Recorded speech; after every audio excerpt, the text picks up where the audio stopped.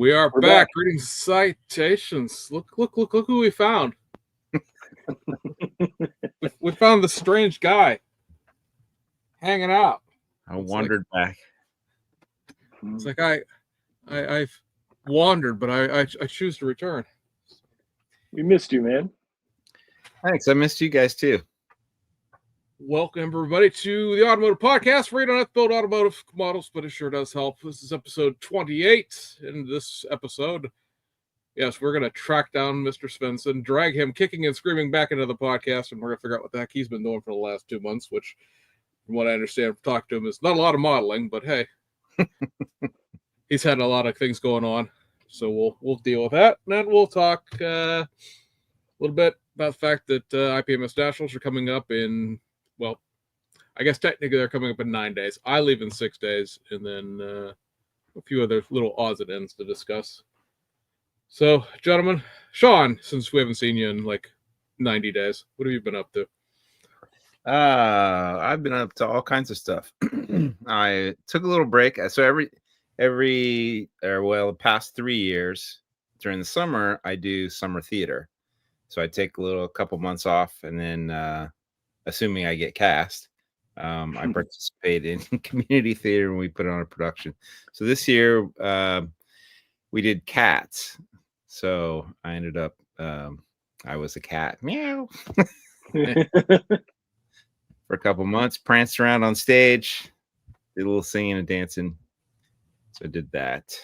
And what else is new? I have a new job, so that's good. I never really talked about it, but I had been laid off back in January. And so for a period of few months there, I was scrambling around trying to become gainfully employed again. But thankfully, I have secured employment, so I have money to spend on models again. So that's good. We wanted you to go full time at Round 2 or Mobius. Yeah, that would have been fun. Yeah, I actually did. So big shout out to both those companies. I had reached out to both of them and said, hey, I'm available. I can do, I can push through work more quickly than in the past.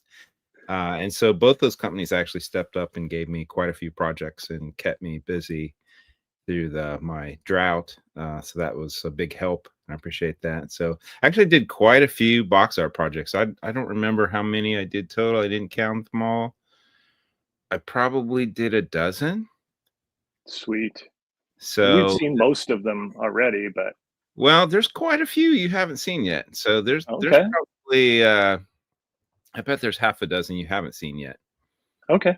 Haven't been announced, and I don't like to steal the thunder away from guys. So there's some neat stuff coming out. A bunch of reissues, but also I've been surprised. Round 2 has committed tooling dollars to upgrading old tools with new parts.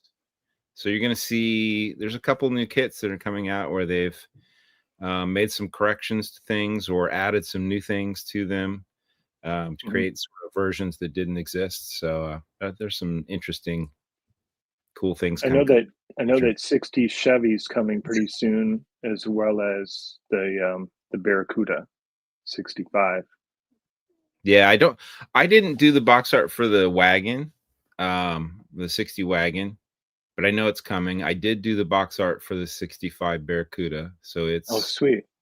So it's I haven't posted that yet. I don't think they've posted a production date on that yet. I know they've been a little bit behind because they were, with tariffs and stuff, they were trying to sort of figure out their production schedule. But it looks like they're maybe getting back on track. I think things are starting to stabilize. But then there's some other new stuff coming out. So yeah. And plus the Hellcat by Christmas, I was told. Okay.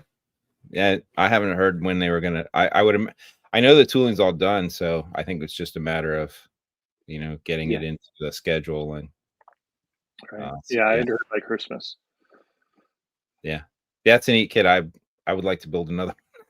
I enjoyed building the one that I have plans to build more. That's one of my all-time favorite cars. So I think those are super cool. James, you in for one?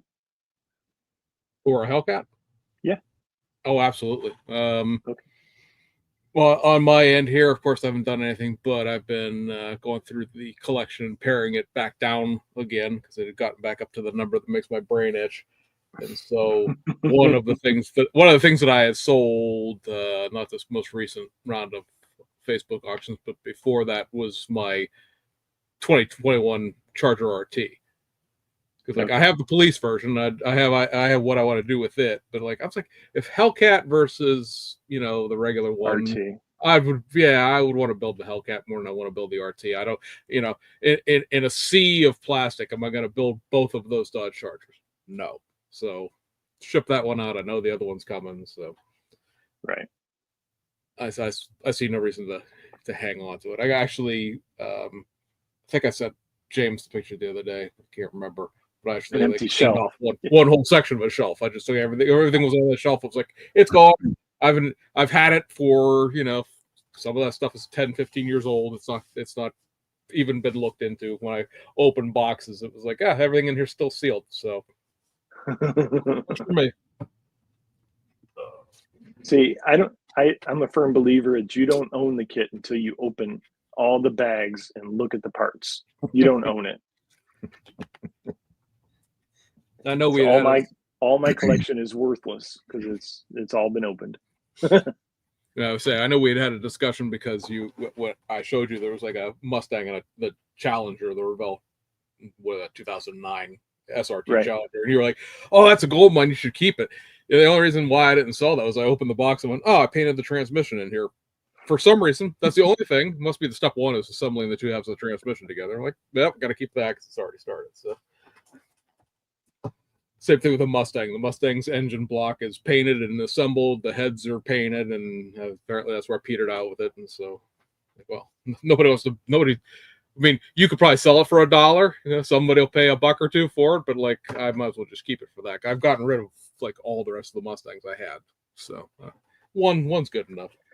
Don't you have that Playmos upgrade kit for that I realized after I sold the last section of Mustangs, I sold like 3 or 4 of them in one weekend. Like, I sold the one kit that goes to, but I'm assuming it would go to any Mustang, so I still have that one.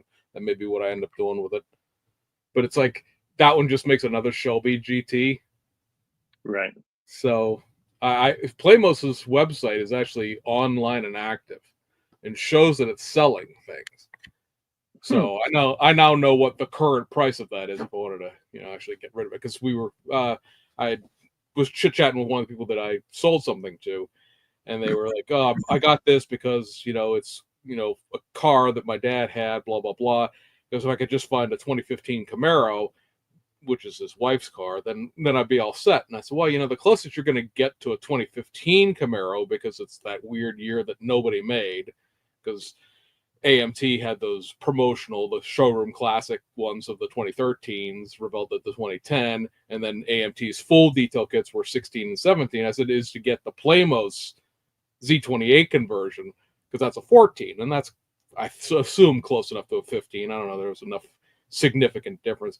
And he was like, yeah, but how much would that run me? I'm like, well, I have one. And I paid for it. And I went on, I actually looked up Playmos's, and their website's active, and it's like $125, I think is what they want for it now, which I think is more than we paid for it back then. I think we paid 80 something for it back then. So inflation and whatnot. They're in Japan now. I don't think they were in Hong Kong originally. I think so. Whoever bought the naming rights and apparently the production rights, they're in Japan now. Everything's in yen. Sit there and go, okay, wait a minute. How much is 18,700 yen translate to actually in real money? $15. So yeah, I kept my 2010 Camaro because I actually would consider, screwing around with that one. I have to get rid of that stupid Playmos. I have like the RF Miata conversion that made it a hard top, which to me, of course, came back later and said, hey, here's an RF to get a box. And need that little piece anymore. But now that the website's active, I know how much it's actually costs. And because it's like, what you put it on eBay, like, what does this cost? I don't know. It's a piece because like a lot of the Playmo stuff, for nobody who's ever seen this stuff, Playmos existed the later parts of the 2010s, sort of went away with COVID and then never came back. And now they're apparently are silently back. So yay for that. But like, what is that worth? What does it cost? I don't know. They haven't been in production for 6 years, but there's a kit of it. So what do I price that at? But now I know what the actual piece costs. So yeah, they had some nice stuff. I had a Viper detail up set for the racing version, and they did a McLaren set. They did an AMG GT set. Yeah.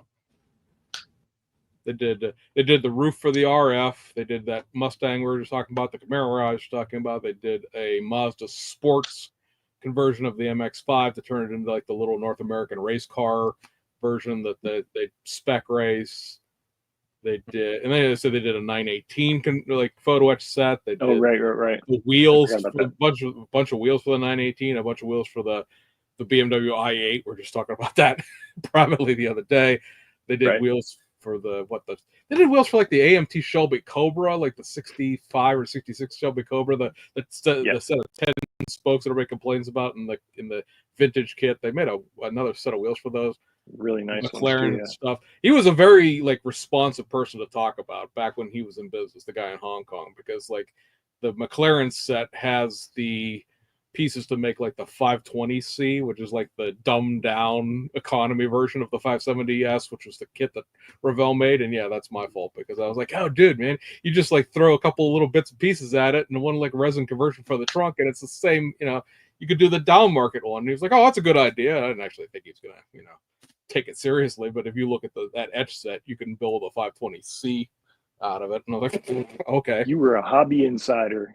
I was before my hobby insider day, sure. So what's going on over at Scale Model Experiment and Resin Kit Sales?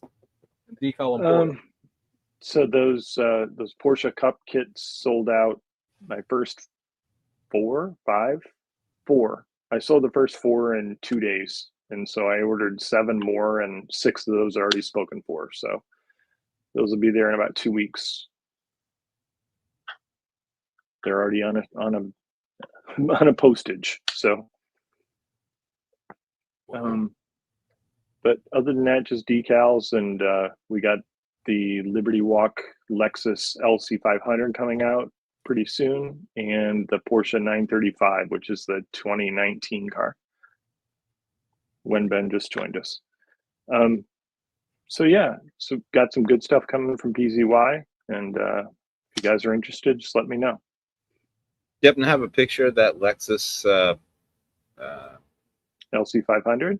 Yeah, I don't have it right now. Maybe James can pull it up while we're talking. Yeah, this is a good piece of conversation to have while I'm searching the computer here. Stephen Kessel says, what do you think Tamiya will do since Mr. Tamiya passed away? Will the company be of the same quality? So for anyone who hasn't heard, which I'm not sure how you wouldn't have, it was literally all over the place. Mr. Tamiya, like literally the Mr. T of Tamiya, passed away this past week. I think it was Monday. It came in at a really odd time where like we had just done a podcast and we weren't going to do this one for a while. So it's like we just didn't pay attention to it. But yeah, he had passed away. He had put his son in the role of president, and then his son passed away of cancer. I was 2017, I think it was. And so he had reassumed the leadership of Tamiya at that point, and then had just recently, as in like last fall in 2024, transferred the presidency of Tamiya to his grandson. And so Tamiya is still controlled by or run by the family. I'm interested to see what they do, because if the one sort of knock, if you will, about Tamiya was always that every project had to be approved by the old man. Like if the old man didn't like it, it was never going to get done. He had the final veto of anything. And I know I was talking with several people recently about the fact that, like, if you look at Tamiya in like the 1990s when they were doing all the DTM cars and all the F1 cars, and all the JDM stuff and all the Euro stuff, because there's all those Mercedes they did, plus the Fiats and the Citroens and all that stuff. Like, there was a point in time in the mid 1990s where Tamiya was releasing 8 to 10 new tool kits a year, and on top of all the race car versions, it ended up being close to 20 model kits a year. Automotive, like, they're still doing all the rest of the stuff, but they're doing 20 some odd car kits. So if Mr. Tamiya is the throttle, if you will, and that is like, well, we only do 1 kit a year, do they do more or not? Right. Like, so, like, I don't know if there's any real significant change to the company in terms of what they do with the modeling side, because obviously Tamiya is a huge company, tools, paint, the mini 4-wheel drive RC stuff, plus the regular RC stuff. They're not exactly a small company in terms of the scope of what they do. I don't know if there's any more investment in plastic or not. It all depends on where the money is, probably.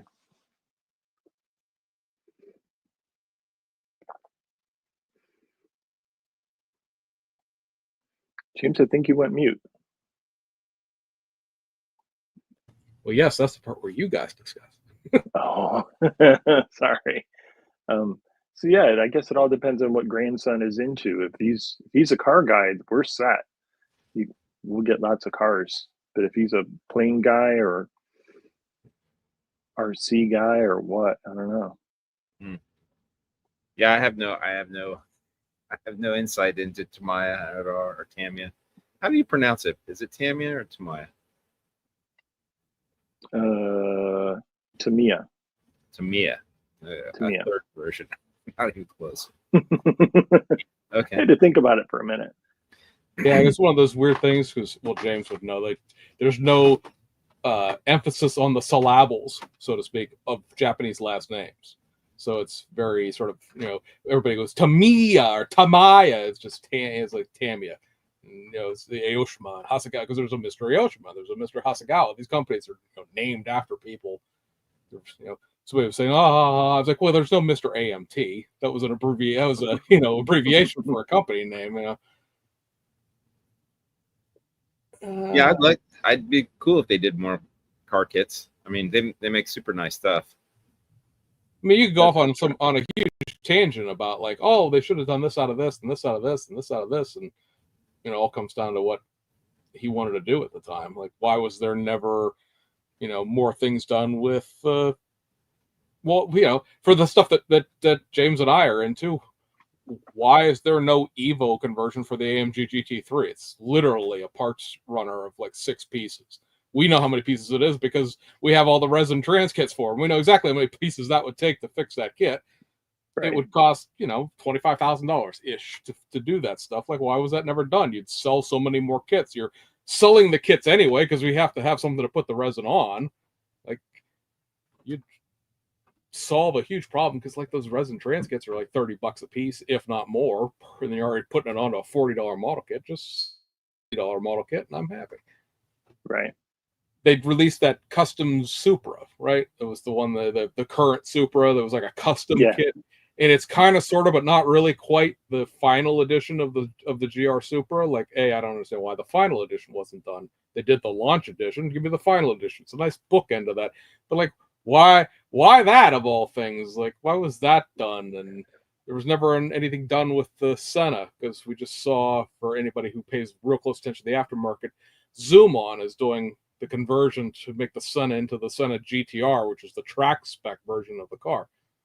Okay, why wasn't that just done to the model kit? Like, that was kind of what I expected the second release of that to be. I mean, there never was a second release, and it makes me think the second release would be, see-through. Oh, it's got a clear body, because that's what they did with, like, the LFA and McLaren SLR. Right. Well, then they got the Gordon Murray too. Yeah, I'm not sure what you do with the GMA 50. I don't think it's that. Well, yeah, there's a race version of it, technically speaking. There is. Let's see. Because typically that's what they do, is they do 2 versions of every kit. Yep. Whether it be a see-through one or a street rod version or street machine version, custom, but usually 2 versions of every kit.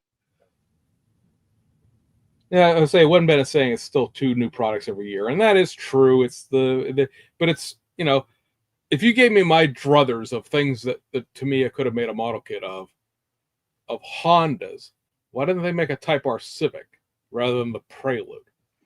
Yeah, I think the Type R, you would sell 10,000 the Type R Civics to like every guy who wants to make a tuner model, rather than this coming month. Speaking of resin, right? Alpha is doing their resin Type R Civic of the current model Civic. Like, why do I have to spend $180 to get a resin, version of something that, Fujimi's made all the other Type Rs, and they constantly reissue them, so there's still market to sell the 90s and the 2000s era Type Rs. The current one I would assume, so. Like, I have nothing against a Prelude. I'll probably buy one because it's a Tamiya kit, and why wouldn't I buy a Tamiya kit? Because it'll, I'll throw glue and paint into it, sneeze, throw it in the closet, come back out built. But why that Honda of all the Hondas you could pick? I think a lot of us, I don't want to speak for the people on the stream here with me, but a lot of us, when we saw the Mercedes 300 SL come out, we were like, ooh, we're going to go back to classic European cars like the Fiat and the Citroen stuff. Like, there's so many things you could do there. Like, give me like a BMW 2002. That was before Hasegawa made theirs.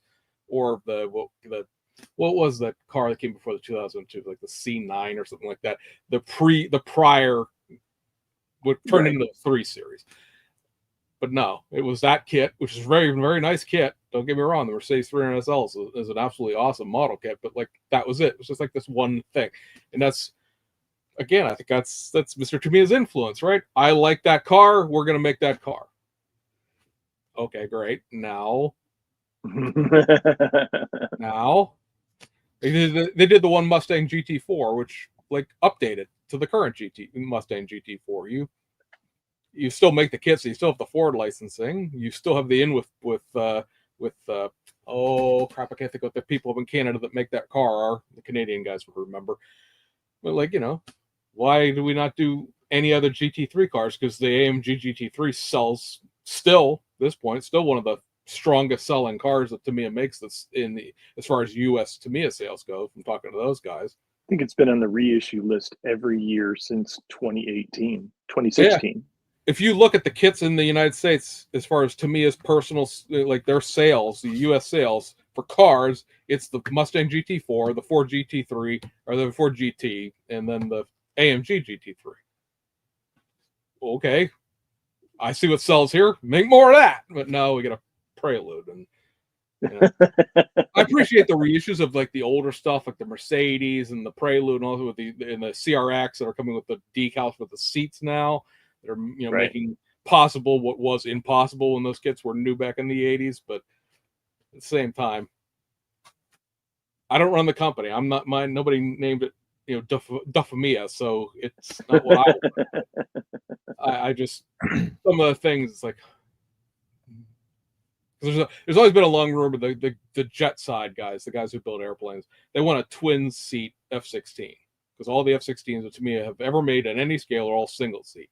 And everybody wants a 2-seat F-16, and the legend goes that Mr. Tamiya doesn't like twin-seat F-16s and has no interest in making one, and that was the reason why. Even though it would be, again, a parts runner to put the extra, the extra canopy and the extra seat back there, he had didn't like it, thought it was ugly, and no interest in making it, and he wasn't going to do one. So screw you guys, I'm going home. So market potential. My ball. Good, huh? And I think I think the thing is, like, you get resin trans kits to make a twin seat F-16 in every scale that Tamiya makes, because it's a fantastic F-16 model. So you see there's interest in it. I would agree. Like the Civic Type R seems to be like sadly overlooked. That seems like it would be an obvious high volume seller. And so I'll look through the comments here, because there was some discussion saying the hobby is going resin and going that way fast. I guess. I mean, there's always going to be a market for injection molded model kits, because not everybody's going to want resin. Right. First of all, not everybody can afford the kind of high. I was calling big boy toy resin the other day. Nobody can afford it, first of all, and I'm very aware that either through friendships or partnerships, or just the ability to have the income, we're fortunate to be able to have the things that we have. So no, I'm not disavowing that whatsoever. But just in general, like resin's not plastic. It's not going to glue together with model cement. It's a thing into its own. Do you want to play with all the PE? Do you make PE windshield wipers and all the rest of that goofy nonsense? Do you want to fight like Mr. Tester does on a monthly basis with Windows, trying to get the Windows installed? And 3D printing, well, yes, 3D printing will certainly impact the hobby going forward. No decals, no chroming, no windows. Yeah, you can big vacuum form and all that, but now you got to buy a vacuum former yourself or pay for somebody to print the kit for you that has a vacuum. Right. Look at Dialex, right? A big chunk of his business is printing out Andre's files because he can, he can do the windows for him and sell them as a kit rather than printing it yourself and having to buy a vacuum former. Yeah, but even a crappy kit has better decals, in glass than a 3D printed kit. So we have to improvise a little bit with the 3D print stuff. Yeah. Let's say, first of all, tell me more. There's a resin kit of an 84 S10 Blazer. It's getting close to the S10 that I own there, but it's saying in 3 different versions, the pre-orders have been insane, which is great. Hey, awesome. But you're not going to sell as many of those pre-orders notwithstanding that you would have if you made 8,000 model kits, because a lot of people sit there, well, the kit didn't sell well, but that's on the retailer end, right? The retailers are the one that are stuck with those model kits. Round 2 and Mobius and all those, they sold them all 8,000 of those model kits went out the door, down the street distribution, and what happens with them. And that comes around on the backside of like, well, you made a crappy model kit that we couldn't sell. We don't want to do as many orders on the next thing that you make, kind of thing. But you're never gonna revenue resin the way that plastic does. Plastic costs more up front, but you're going to make more off the back end, and just a volume thing. You'd have to have a literal 10,000 square foot building with nothing but resin printers printing all day long to produce in quantity. Print farm, right? Yeah, exactly. What's a body take? I mean, I just watched Frank finally back on YouTube. All the meanie poopy heads that chased him off YouTube. He just printed something the other day. It was 27 hours to print a body. That's not a viable commercial plan. Great for us as an individual, right? You get a model kit of something you'll just never gonna get a model kit of an 84 S10, but it's not you'd have to have 200,000 printers going to print everything to get it out in one batch. Yeah, they'd have to increase the speed, by 100 times in order to make it viable. Right. And then, and James could speak to it, of course, that the faster you try to make the resin printer go, the more it pulls apart on the suction, and you get the Z-shift thing going on. Get more trouble. Yeah. You either you spend the time with the body work or you spend the time on the printer. Pick your poison. I can print a body in 5 hours if I wanted to, but you have to work on that one. I say, guy saying yes, they have a print farm and it's cheap to print in Canada. They can do a body in 3.5 hours. All right. Well, again, I'm speaking from a point of like, this is my opinion, not an actual factual basis there. Let's see.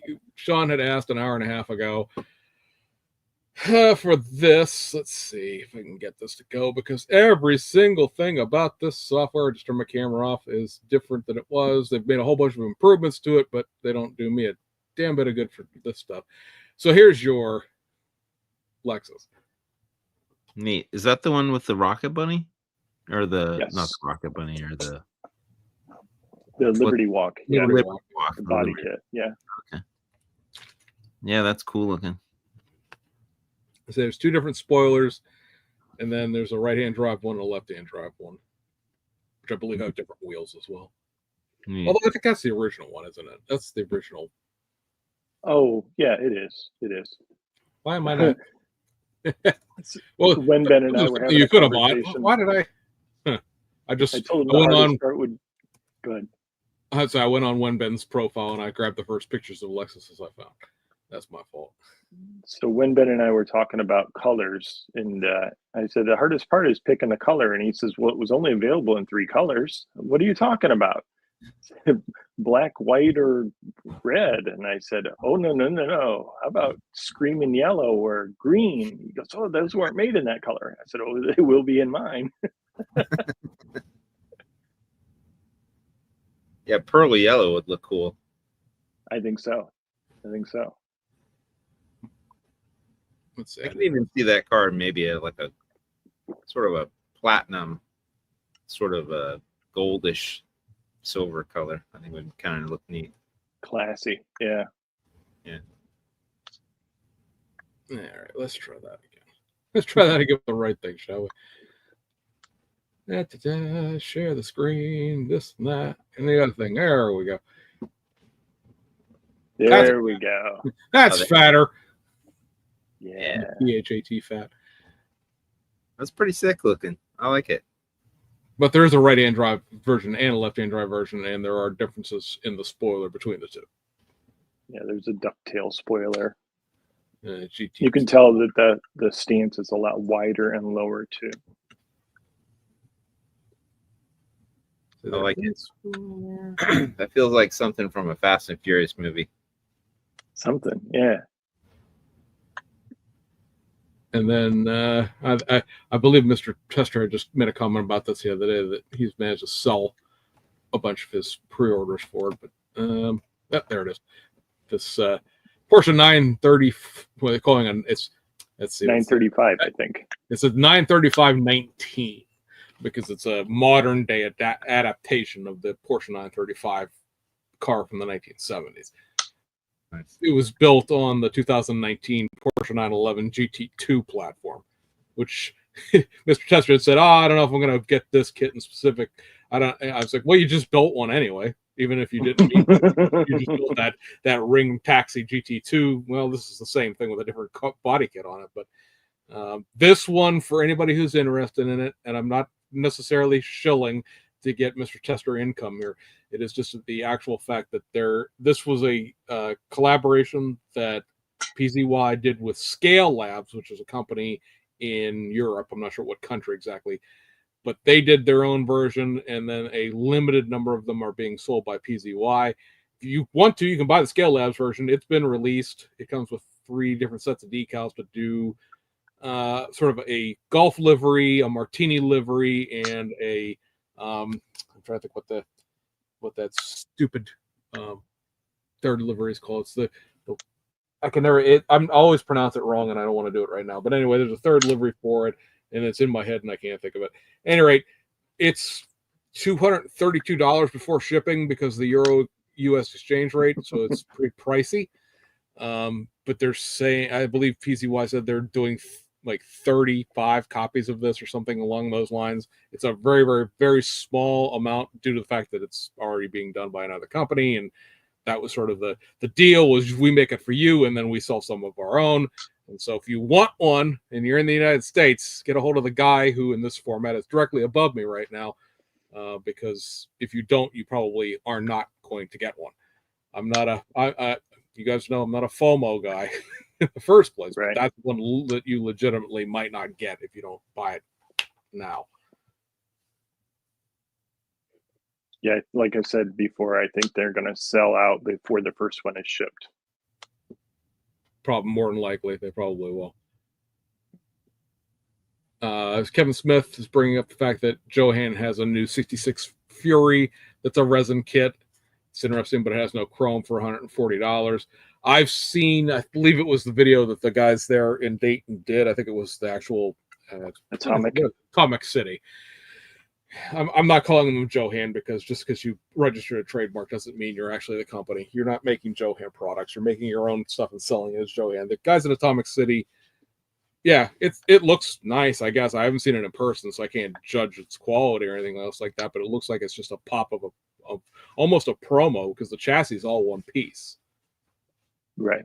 And I don't think there was Johan didn't even make a 66 Fury. I don't think it was a 66 Fury that they did. Didn't they do like a 65, a 62, and the 69 that the police car was? But at any rate, it looks decent. No knock on the resin. I believe this Jimmy Flintstone is doing their casting for him, but it has very minimal, if no decals. There's no etch. It's vac form windows, one-piece chassis, one-piece body, no chrome. For $140, this is the big boy resin toy thing. That's a lot of money for what is basically a model house quality, kit in terms of content and part count and all that sort of thing. Like, and I know inflation. Somebody said if Don was still making kits, they'd be $140, and maybe they would because they were close to $100 back in the '90s. But they were, yeah. I just know that what you would pay $150 for, which is PZY and Alpha and Red Wheel, which is the guy over there in Ukraine did the Tucker and the Cadillac. You get a lot more for the $150 elsewhere. So, like, costs are what costs are. If it costs them $140 to make a profit, it is what it is. But, like, man, that's a lot of money for what it basically amounts to a curbside resin kit. But then that's what all Alpha kits are, because everyone will constantly remind me, those are just curbside, I don't have an engine in them. Why would you pay that much money for them? Because no one else is making a Ferrari right now. That's why. I guess if you like the subject matter, then it's worth what it costs, I guess. Right. Yeah, I mean, somebody had pointed out that if you buy a current model kit and it's almost $40, by the time you throw paint and extras into it, it's going to be close to $100 anyway, and that's true. But you're not making that investment at like one individual time, right? You have paint, you have the supplies, you're buying the model kit, and eventually you might spend that other money to build it someday. Because let's face it, we all have stashes that are, stable, right? Stash beyond life expectancy. You're not actually spending that money up front like you would. I had jumped over to the Model Makers Workshop Facebook page and took a look at that S10 Blazer they were talking about in the chat. It's pretty cool looking. It's a pretty neat kit. Looks like it comes as like a Pro Street drag racing, maybe like a Pro Touring version. Pretty cool. I know you guys are going to say wah, wah, wah, but I've been working on a plastic kit for the first time in a year. Nice. I've been building nothing but resin kits, for the past year. Nice. And here I am working on a plastic kit, and I'm bitching and moaning about scraping parting lines and filling ejection pin marks. What are you building? Toyota 86. It's here. Oh, it's the decal monster. Okay. Yeah, I saw that you'd posted that online. Yeah. Was that an actual car, or is that just like a custom? It is an actual car in Malaysia. The guy owns it in Malaysia. Okay. So when Ben worked with the designer of the wrap and came out with it. Is that a drift car or a racing car? I think it's a street car, I think. Okay. Yeah, that looked like a really complex decal job. Yeah, I probably had 10 hours. It's like wrapping a real car. Yeah. Wenben probably could have done it in an afternoon, but he made the decals. I seem to recall when I originally met Mr. James that he didn't like decaling, and now he just turned into like this decal guru type person. I didn't. It was it's been a very impressive transformation over the course of the years. Yeah, it was the Miku kits that took me over. Now I love them. I also just went and glanced at that Blazer. It's a little more than I personally would be interested in terms of like it's a drag type of thing. But I'll tell you what, you could sell me one of these. This is kind of cool. I like this detail upset for the Stranger Things Blazer. That's all cool. You, Sean. Roof rack. Here you go. Here's some free advertising for you, right? This that's cool. I like that. Yeah, I love these kind of trucks. I said Pro Street drag truck. That's not my jam, but this right here, you could definitely sell me one of those. Nice. Let's see here. This is not, I don't think, one of Sean's box art section, but I'm pretty sure it's not. But it's one of the things that Round 2 is doing, and it's just one of those goofy things that they made a model of back in the 90s. How about a reissue of the Beretta, gentlemen? How about that? Nice. I had a 91 teal Beretta GT, just GT, and it had the teal BBS looking wheels, teal Excellent. interior. It was 5-speed with the 3.1 liter manual. I thought those cars were really cool when they came out. I have to admit, GM did some neat styling in that era when they were sort of going for that aero look. Yeah. And they blocked off the grills and had the ground effects kit. And that car is particularly interesting because it has that compound curved rear window, Yes. which was really complex to make. And it's just kind of a neat kind of styling element. It was about 80. It was like 88, 89. They went into this 4 or 5 year kick of the Euro Sport styling. Yeah. Because the Celebrity, I had an 88 Celebrity with my grandfather's car. The Celebrity got a Eurosport version that got ground effects and got the grill blocked off. The Lumina, there was a version of that had the grill blocked off. The Beretta got its grill blocked off. No cooling needed on our cars because they're that cool. The Z24 that they had the. Oh yeah. Cavalier Z24 was kind of neat. This is a cool kit. I wonder if I think I have an original one of these. I'm sure I have one of these in my stash from when that kit was new. I was always disappointed by the undersized wheels. And I'm wondering if they have, I don't know if they have or not, if they've updated, changed the wheels, or does it still have the small wheels in it? Probably. The other thing about these kits that had an issue was like those mirrors were like little nubs. They weren't like mirrors. They were just like they were like the vestiges of the promo because they didn't actually make separate mirrors for it. Like at least two little nubs that are mounted on the side of the window frame. It's like, yeah, that's not what those mirrors look like. But hey, in this day and age, somebody can make 3D mirrors for it and upsize the wheels if there was actually enough interest in it to for somebody to design that stuff. Don't know that there is, but it's a fun one because like in the 80s and the 90s. With the promo contracts that AMT had, they made some of the goofiest like stuff that'll never get done again. The Beretta, the Ford Probe, the Blazer, the S10s, the Sonoma, the Taurus SHO, and all that stuff. But those are the kits I grew up building. So that was around the time that Revell had tri-fived me out of ever building another Revell kit, and so well into my AMT Erdl days at that point. Let's see. I remember one of my earlier kits was like a 96 Camaro Z28 convertible.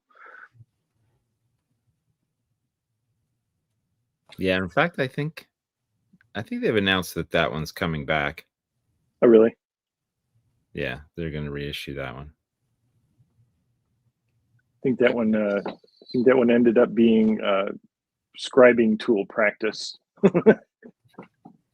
We got this image from Holder. I'm hoping I pronounce this right. It's Bobrovsky. And this is the test shot of the Bell Kit's upcoming Toyota rally car. So they're chugging along with that. I think there's a couple of little, as test shots go, there's a couple of little things you're tweaking here and there as the test shot gets built. But that should be out before the end of the year, at least, if not earlier. So that'll be a fun one for anybody who's into the modern rally car because, Hasegawa will give you as many 90s rally cars with different decals as you can possibly purchase. But a brand new one, like this won the championship in 2023, a brand new one would be nice. And so that's forthcoming. Whoops. I do like those rally cars. We have the actual built shots now of the upcoming Hasegawa R30 Skyline. For some people, this will hold all the excitement of a bottle of spoiled milk, but this will, once they do the later front end of the R30, that what they call the Iron Mask, which is the one with the hood peak comes down into the middle of where the grill is, and it looks more like what you'd expect a Skyline to look like as far as the styling goes. That one is the one that was raced in the early days of Japanese touring car And so that's been the kind of missing link of all of the stuff that's been done in the recent years. Excuse me. Fujimi Aoshima did kits of it back in the day. They're old motorized direct that aren't worth building for the most part. So having a good one will be good, will be nice. This already has the floor like the Supra and other kits did where it's stamped already. Okay. It'll be a race car. Race car. Yeah, right. It's very obvious that that's coming. And there's the back end of it, which, the early like hint of the round taillights that would come to be what you'd expect on a Skyline or Chevy Cruze, one of the two.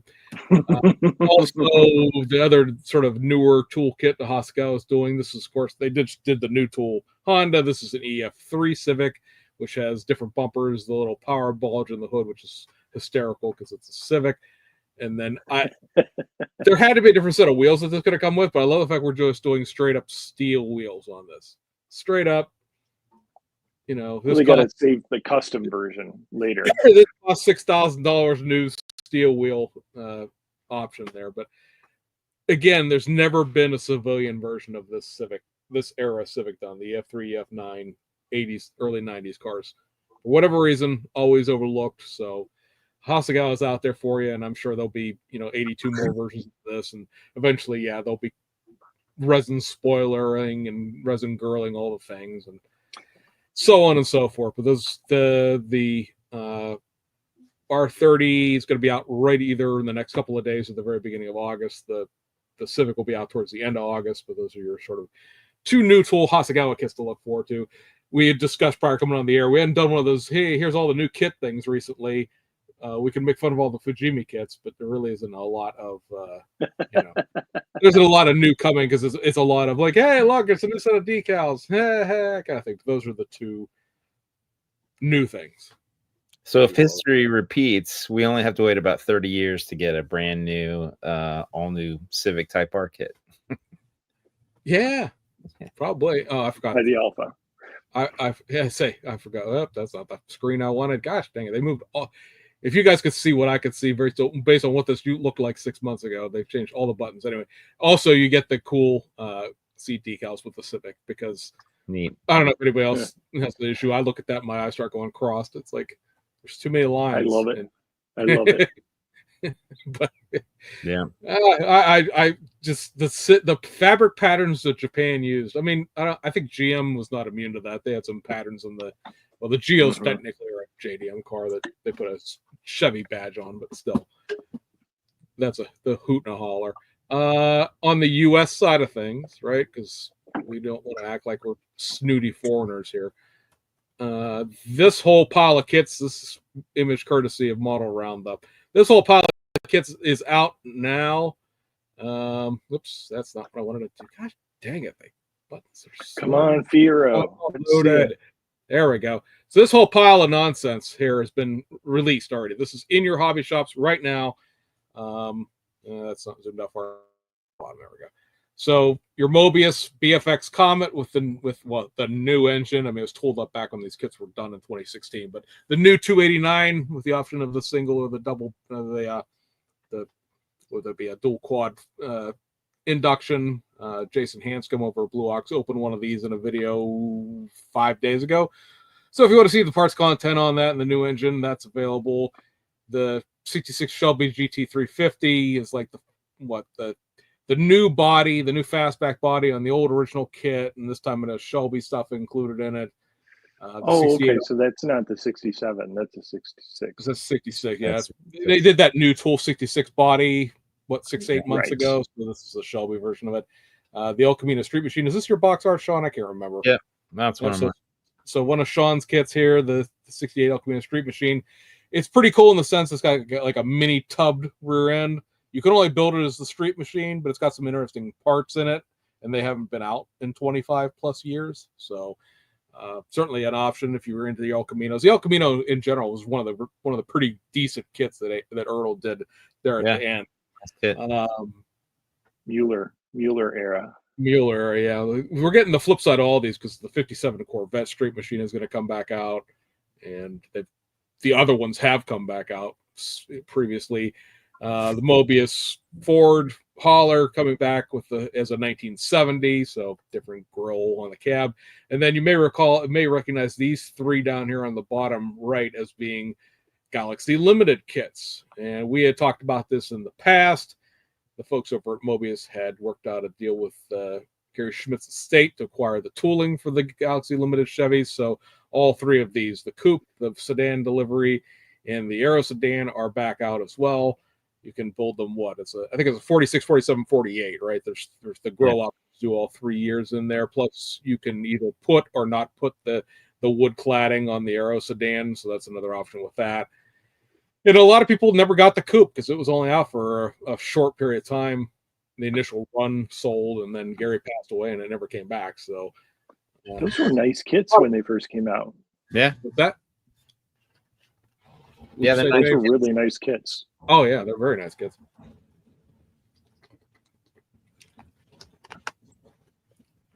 What you say, Sean? No, I just said they're nice kits. Chimed in, echoed. I say the tooling for these three is still in South Korea, where they were tooled up originally for Galaxy. So nothing new has been done to these. So they're going to come back to you straight the way they were. I know I saw some people talking about fixing the grills because they're not quite right, stuff like that. None of that stuff's going to get done. They own the tooling, but the tooling is not where the rest of Mobius's tooling is. So. Yeah, and the box arts are repros of the original box art, more or less. I don't have any insight. I wonder if they also got the tooling for the trailers. Yeah, I don't know. Probably did. I would imagine so. I wouldn't mind seeing. I never got any of them. I wouldn't mind getting one of those. I have the 38-foot triaxle, which I think is the biggest one they made, and then I have one of the little haul behinds. But they sold them in like 5 different sizes, and as they sold out, they never reran the sizes that sold out. So kind of hit or miss. They're pretty simple kits in the sense they're just like little chassis, little axle, and then a lot of flat plastic. So they're not horribly complicated kits in terms of reproducing them. Let's see these ones. This post just in from my local hobby shop, my very own local hobby shop this morning. So these kits are also out. Now, one of them is something that's been out, the 76 Chevy Sport Wagon. That came out 2-3 years ago. It's just a restock. But here are we're going to be August, but apparently our late July Revell reissues. So repop of the Monogram 64 GTO, venerable kit, right? The 85 Pontiac Fiero that we have been talking about, which I will go pick one up because it's molded in white. Yeah, it's not red like the original one. And then I saw very early in the comments, was one of the things I saw when it first came on, was somebody asking about the S10 itself. And here you go. Does have a little bit of a sticker shock to it. I guess throwing that die cast in there really cranked the price of the model kit up. Wow. What does that say? I can't read it. $56 is a little bit much, but yeah. Given this is 23 and this is 28 and this is 21. But hey, it's a die cast, yo. Yeah. Something to give the kid. I guess. I'm not sure the die cast is worth $25, but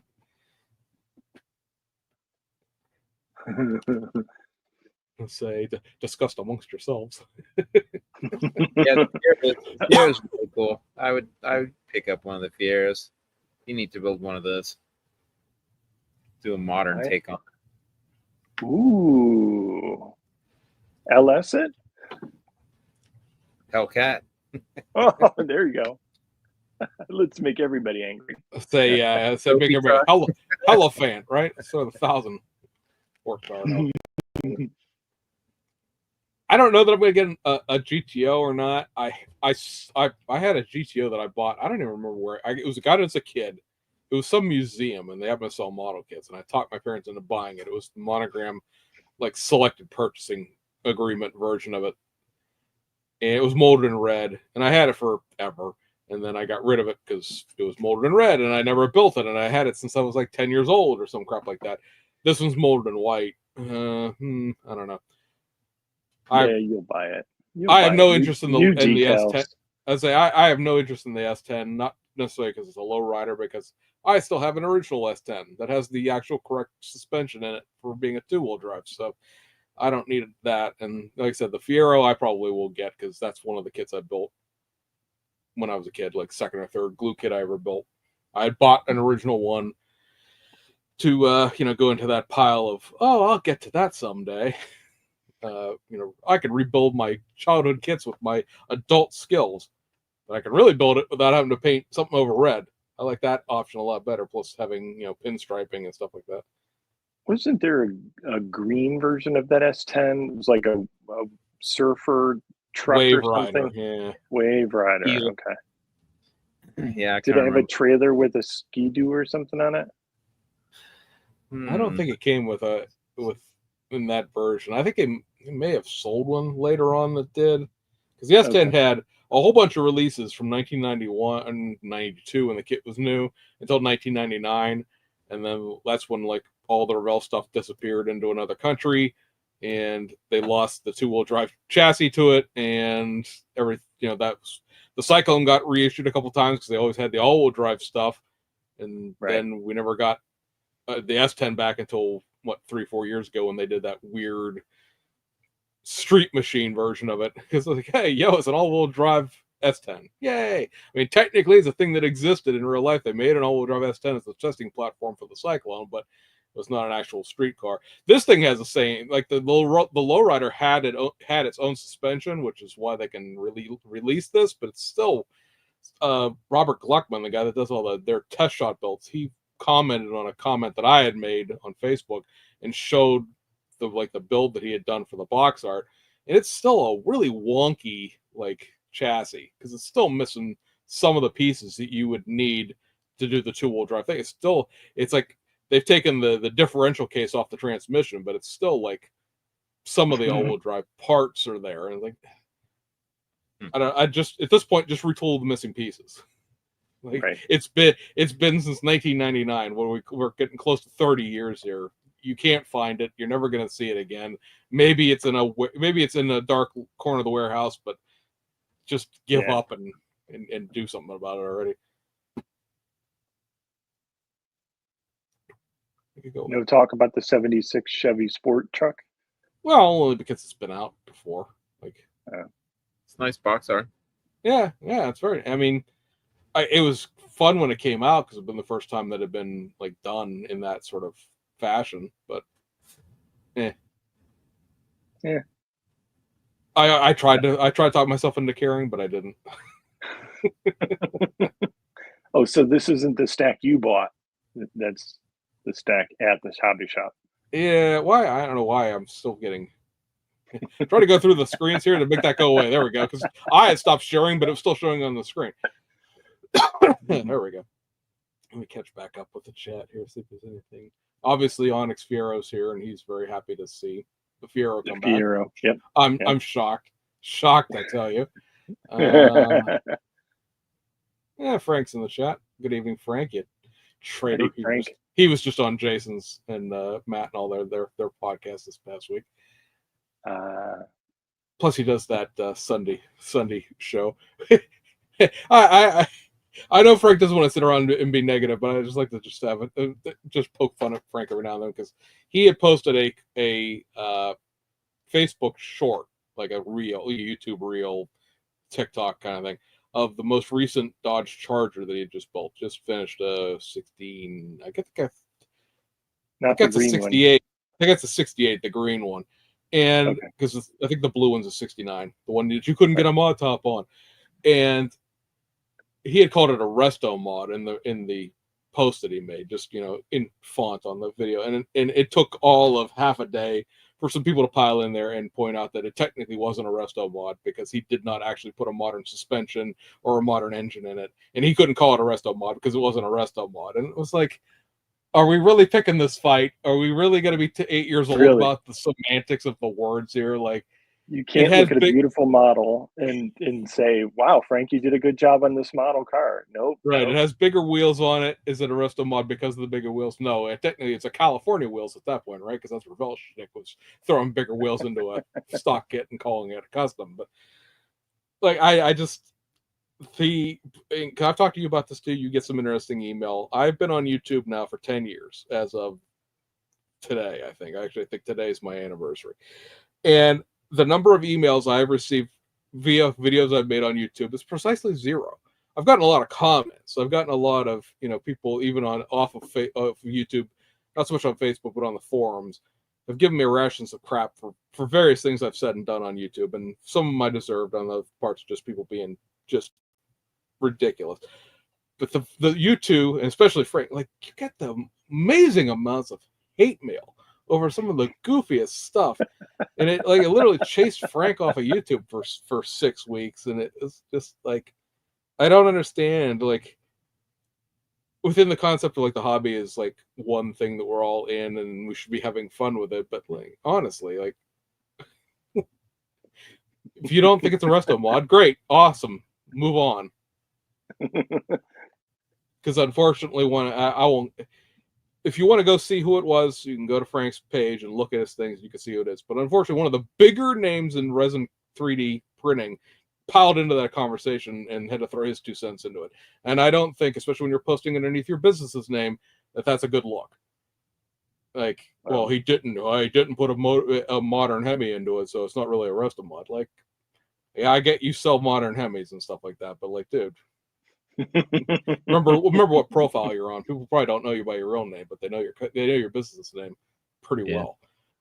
I just don't really engage in conversations like that. It's just like every once in a while, and I guess I've been fairly lucky. I don't get a lot of comments like that on my social media platforms, or I just don't even pay attention to them or notice them or acknowledge them. But they don't. It feels like I don't get very many of them. And when I do, I guess I just tend to ignore them and move on with life. Because, I just don't encourage banter back and forth about stuff like that. Don't feed the trolls, right? Yeah, there's no need. Oh yeah, I certainly, don't want to try to egg anybody on, but it was just I'm glad he's back. We've been here for 5 minutes, and now I'm giving you a hard time. Let's see. I'm happy he's a little bit. Yeah, I'm glad Frank's back on YouTube. I felt bad that he felt like he got chased off YouTube and was upset about that. So I'm glad to see him back. I enjoyed his content. Yeah, I do too. Yeah, and Frank's just a good guy in general. He's a nice guy. Yeah. Grabbing some photos here that Sean had posted because we haven't talked about these yet. So discuss amongst yourselves here. So I have actually been I started working on models again, like this week. So I got my travel all out. So I've been working on that, and I actually posted some pictures today. But we've got the body primed. I had to do a little bit of body work on it to rework some. It had some Z shifts kind of at the bottom, and I did some putty on that, squared it, and was able to flatten that out. So, man, is that nice. Then I'm in the process of building a roof rack. Because where did you get the canoe? So I actually have 2 of them now. So I posted on my social media, on my Sven's World Wheel Facebook page, that I was looking for the canoe from MPC in the 69 Pontiac Bonneville kit had an Indian Voyager canoe. And it's the only time that kit has ever been issued. And they're pretty rare. I'd never seen one. I'd only seen pictures of them. And I posted and I said, hey, I'm looking for these. If anybody's got one, I'd like to buy one. And I had 2 people respond to me. One person had a mint one, unbuilt, but it just the canoe.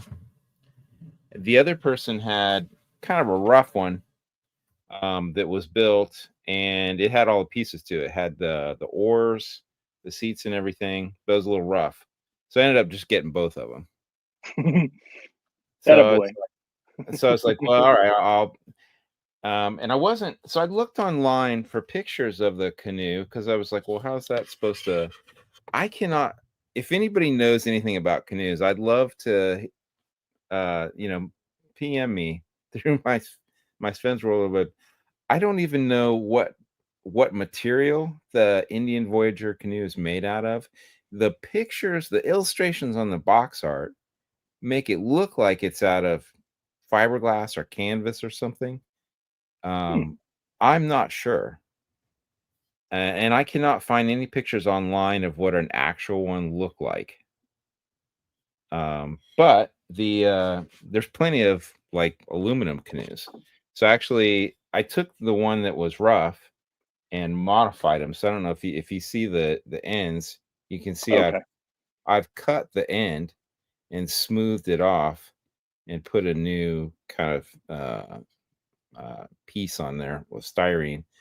So I'm modifying one of them to just look like a more of a modern aluminum canoe. So it's going to end up kind of, if you can see it, it's going to end up sort of like looking like this. That's so cool. So this is going to be kind of an ultimate, overlanding, hunting, fishing rig. And with guns, you gonna put some guns in it? Yeah, I've got a gun rack and a fishing pole and some other stuff and some camping gear. So it's going to be all for the outdoorsy woodsman type guy. You're showing the wrong picture there, bud. Yeah, I just noticed that. That's weird.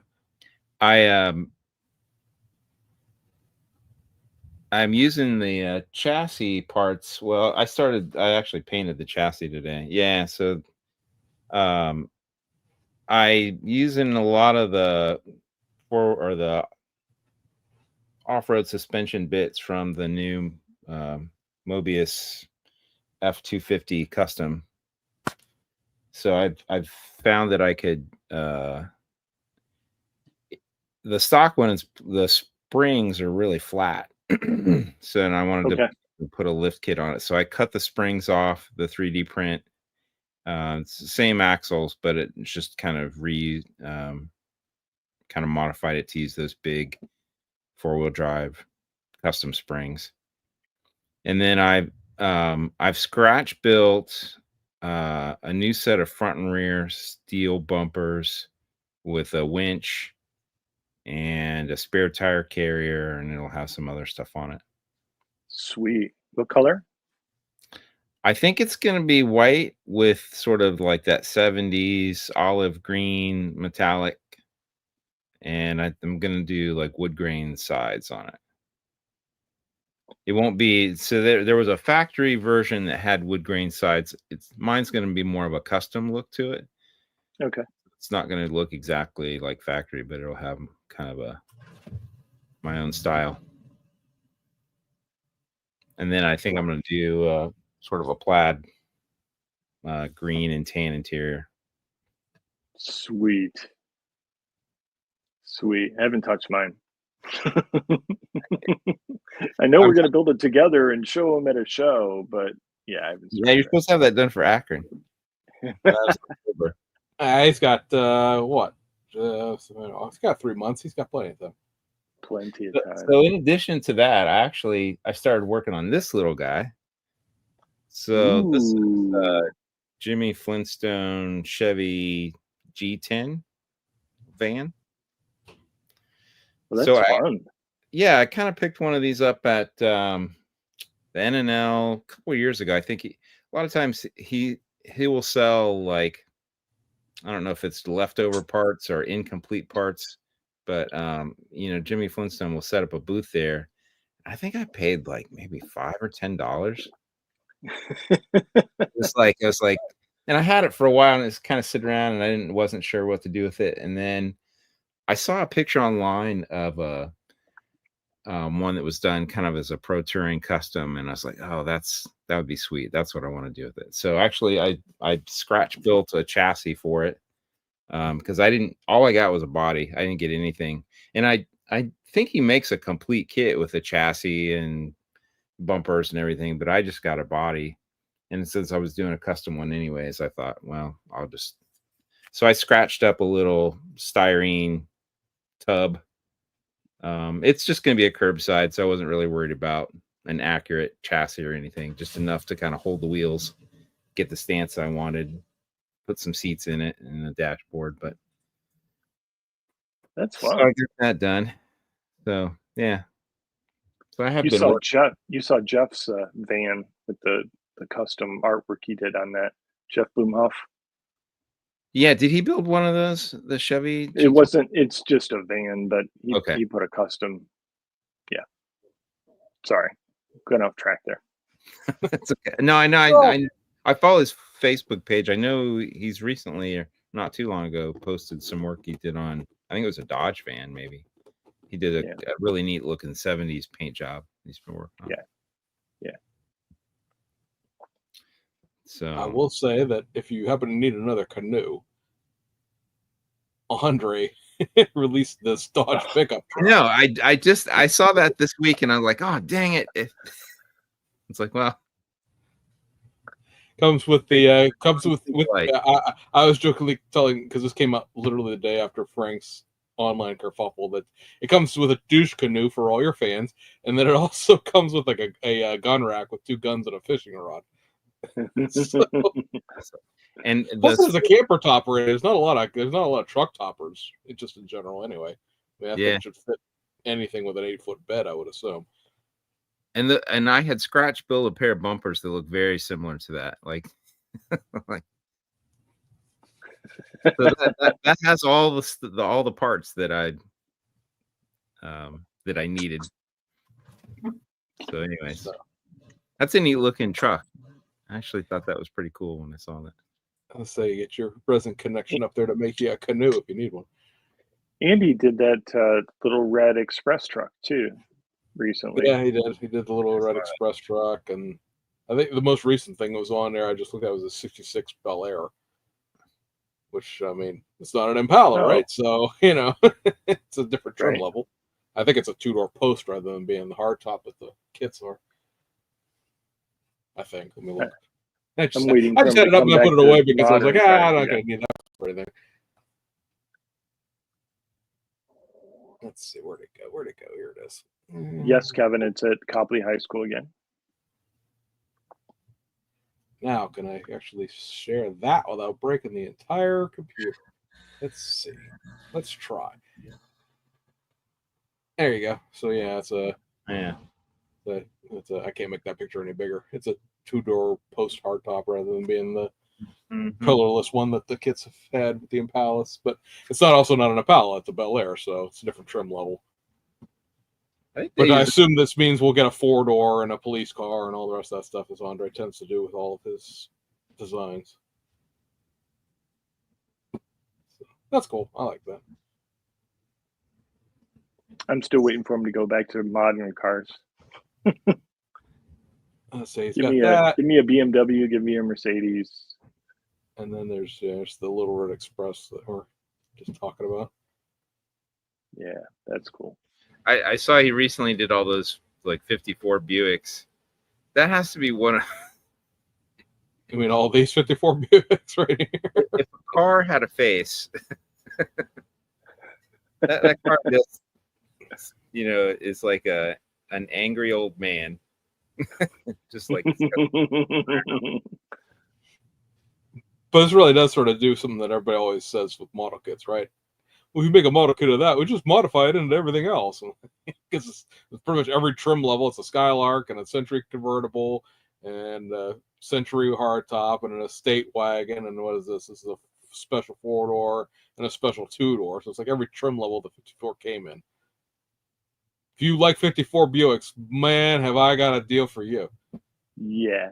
But that's sort of like the Rambler, right? It came out as a Scrambler and then a 4-door and then a wagon. Well, now, see, what I thought would be cool to do is get the wagon and do a Scrambler wagon. Oh, there you go. Since you could mix and match the parts there. Yeah, you could. Yes, you could. Now you're kit bashing resin 3D prints. You're never happy with just box stock, are you, buddy? Nope. I thought this one, the 76 Camper Special, was amusing just because of how much crap AMT always gets every time that 350 Camper Special gets released, right? Well, is it a Camper Special? Why'd they pick that thing? It's like, well, even the 3D print guy thinks the Camper Special is the right choice. So Frank says Scramble Wagon would be awesome. So Frank gives you two thumbs up on your project idea there. Paint it red, white, and blue. Put the hood scoop on it. Yeah. Yeah. I think that'd be pretty sweet.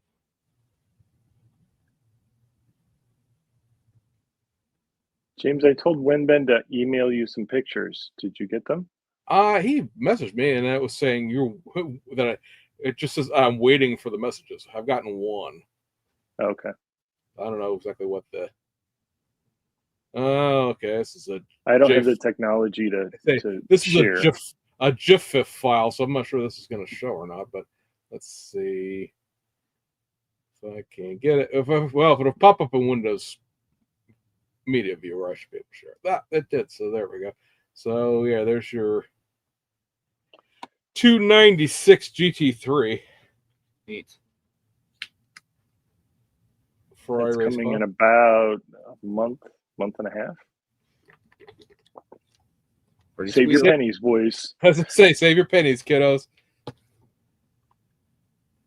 Porsche race car, and then a Lexus fat body car, then another Ferrari race car, and then another Ferrari street car. So, yep, I'll be busy for the rest of the year. What series is that car racing? Is that Le Mans or? It'll race in everything. I mean, technically speaking, everything that. Let's see if this will do this. Nope, did not. I gotta love technology.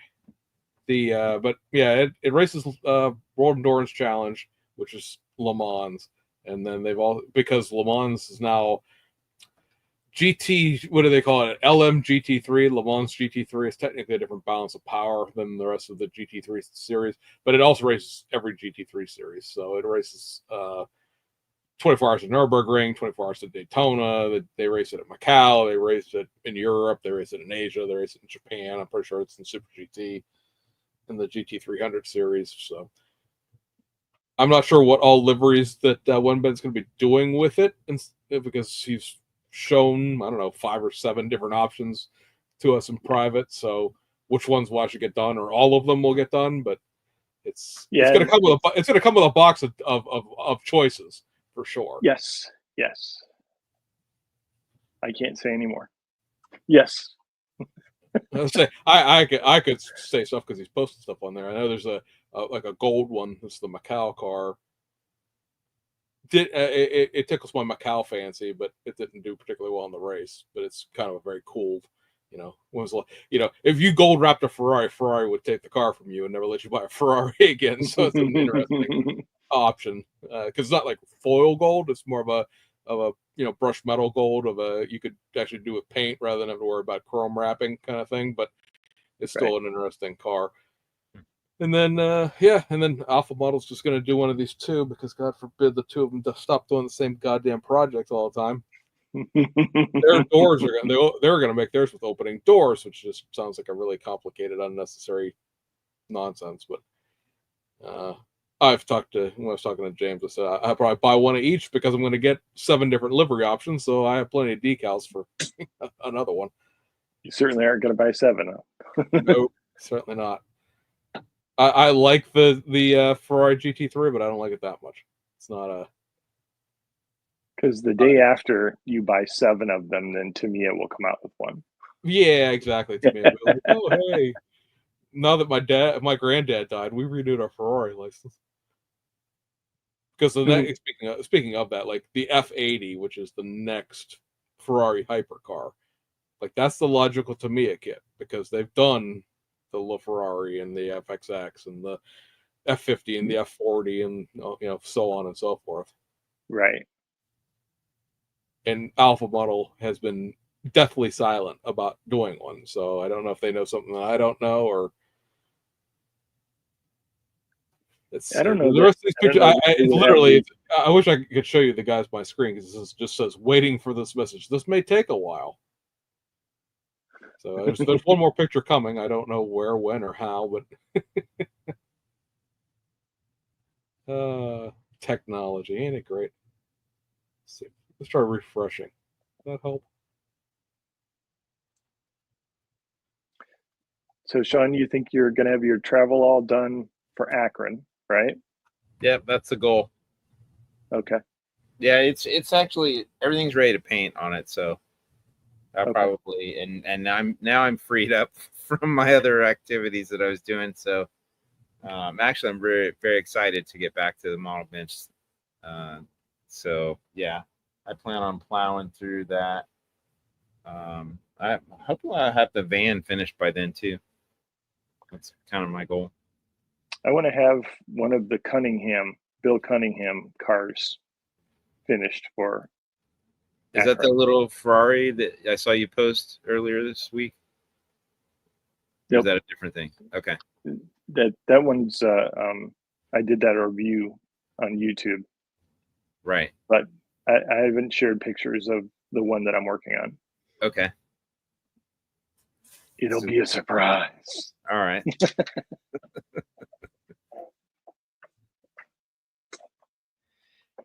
I had thought Only about because it might not get finished. So, I don't want to say that it'll be finished.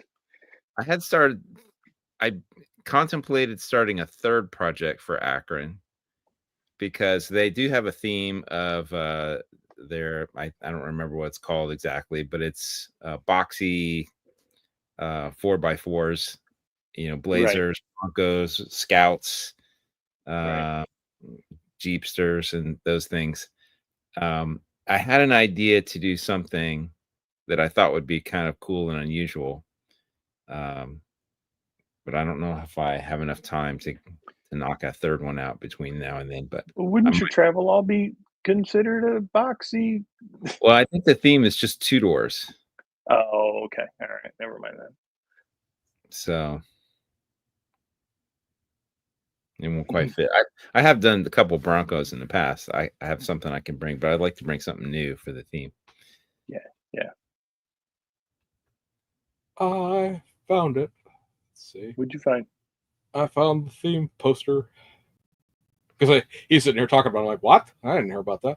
So this will be new information for everybody right here. So this is the build theme here for the upcoming Plastic Undercover show. This is in Akron, coming Saturday, October 11th.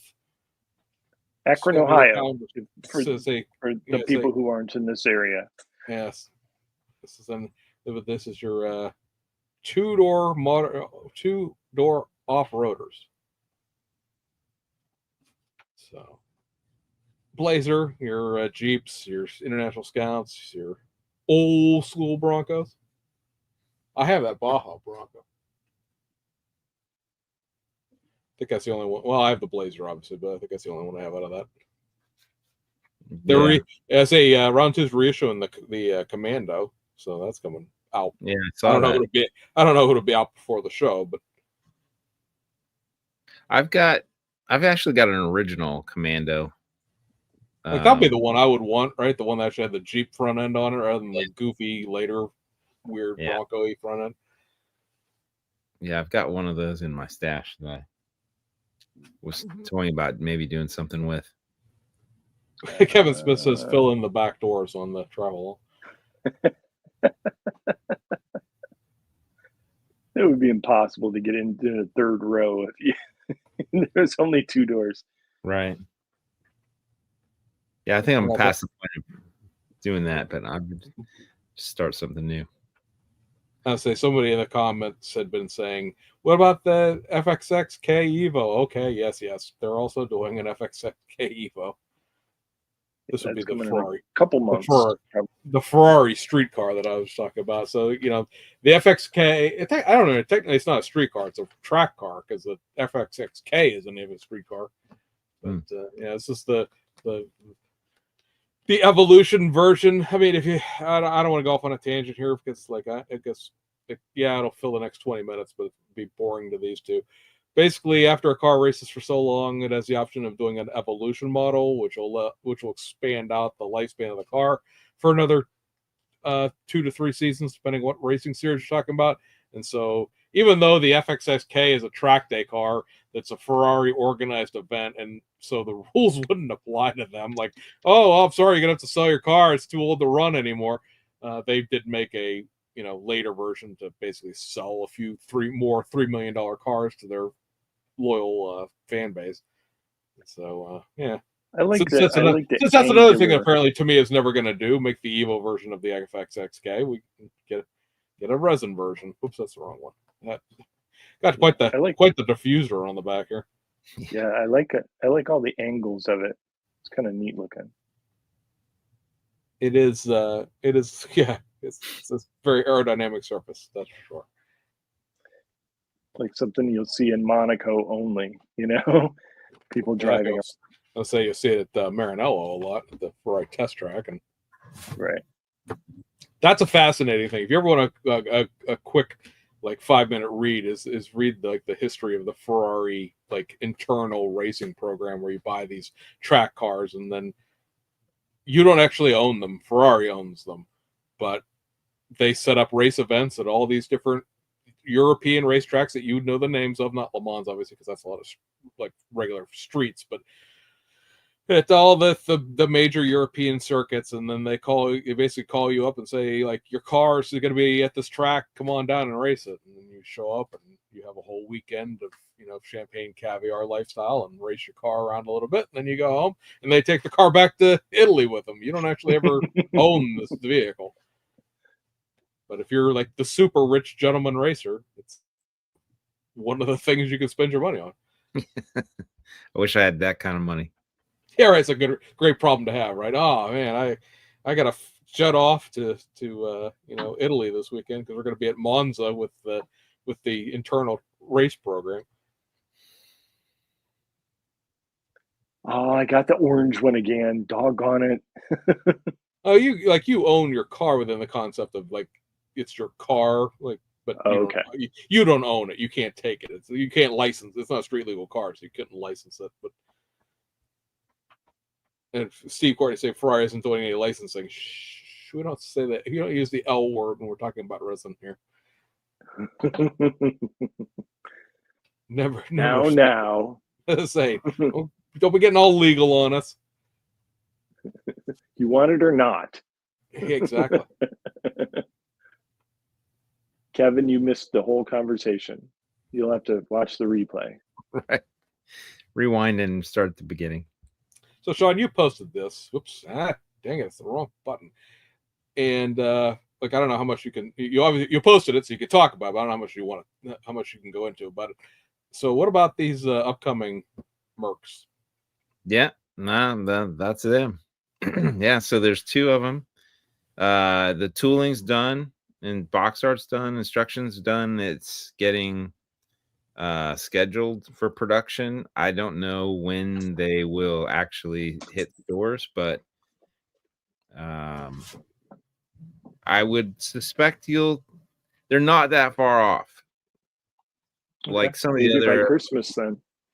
Potentially. I don't know. I don't have insight into that, but I know they're it's down to just, hey, let's schedule it, shoot it, put it in a box and ship it. All the development work is complete on those. So the country goes sideways between now and then. Well, yeah, you never know, but yeah, so what I posted was, I had I think an earlier version of the developmental CAD that I was using to help develop the instruction sheets from. And so it's kind of, you're seeing the Pro Touring version and the stock version were in the same CAD file, so you can kind of spin around and look at them. And so it's all brand new 64 Comet, kind of loosely based on the 65 Comet. So there's some commonality. I think the engines, the same in both kits. I'm not sure if the chassis is the same or not on the stock one. Might be, but I'm not. Don't quote me on that. But it is getting a brand new, all new Pro Touring chassis. So it has like a tubular A-arm front suspension, a multi-link rear suspension with kind of like a Ford 9-inch rear. Big modern wheels and tires. I don't know what the actual scale is. They're sort of like a 20 in and probably an 18 or 19 in the front. That's really cool looking. I'm glad they're coming out with something other than a factory stock. Yeah. Or a drag car. Yeah, so I think it's pretty cool. I mean, when I posted it, I was surprised. A lot of people got excited about the Pro Touring version, especially. The Pro Touring one also has a different interior. Okay. And you'll see there, that's the Pro Touring version of the. It has different inner engine panels, so you can see the shock towers have been removed. Okay. It's got the Because two it had coilovers or something then, right? Yeah. And then that motor it has two different, there's a sort of a Weber carb setup, and then there's the dual 4 barrels. It was sort of the Thunderbolt style air cleaner. Okay. It does have a different interior. I think it's got a custom sort of panel over where the back seat sits, and it has custom buckets. You can kind of see there.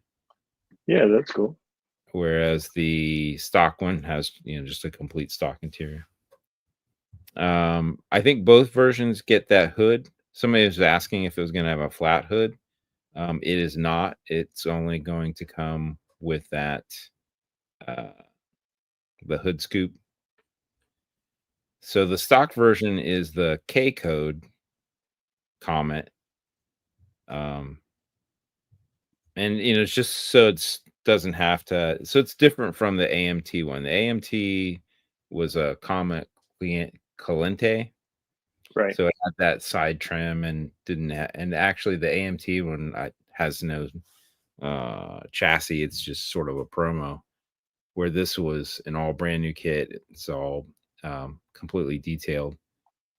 But apparently, and I'm not an expert on. I know there's some sort of banter back and forth about, what was accurate and what isn't. I'm not a expert on these cars. I do know that it's based on a. There was photographs that were shared with me of somebody who had built or had restored what was labeled as a K code Comet. And so this kit is kind of based on that. I don't know how accurate that was, but it was presumed to be an accurate version of a version of the Comet that was offered back in the day. It's a 289. Is that what you said? Yeah. Okay. So it's 289 small block. Because that's a small car in real life anyways. So you wouldn't expect a big block to even fit in that. Yeah. But that apparently that hood was a factory option for that car. Yeah, it's a very distinct hood. I like it. So yeah, so that should be pretty neat. I believe parts should be interchangeable with the 65 Comet.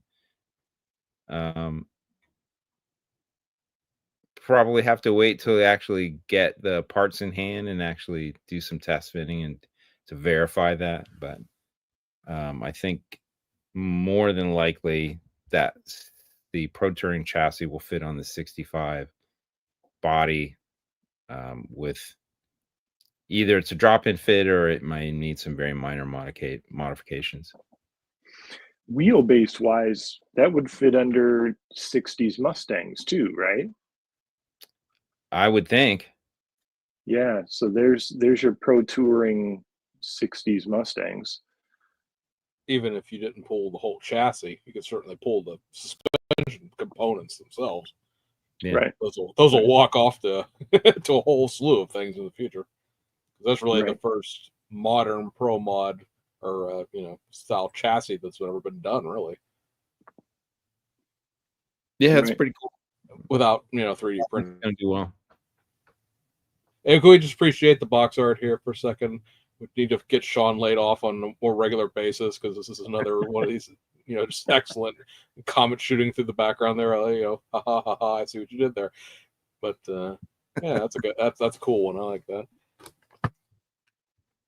Start referring to that as Sean's Comet the way I refer to the F-250 as being Sean's truck. Thanks. Yeah, I had fun with that. I wanted to do. I think I've shared with you before. I've always there's a Revell 68 or 69 Barracuda box art that I was just fascinated with it when I was a kid, and it was a kind of a night scene of a car kind of racing through. So I keep trying to sort of recapture that feel, and I've done a couple different things where I've done a similar treatment, but I've been trying to do a little bit more atmospheric box art, showing things at night or showing things with the headlights on, kind of some weather effects. And so much better than in the 90s when it was a retouched photograph of somebody's built model. Photo retouched. I don't think one of the AMT gets around here, but it was like always photo retouched actual model or something like that. Yeah, awful model. Not even a good.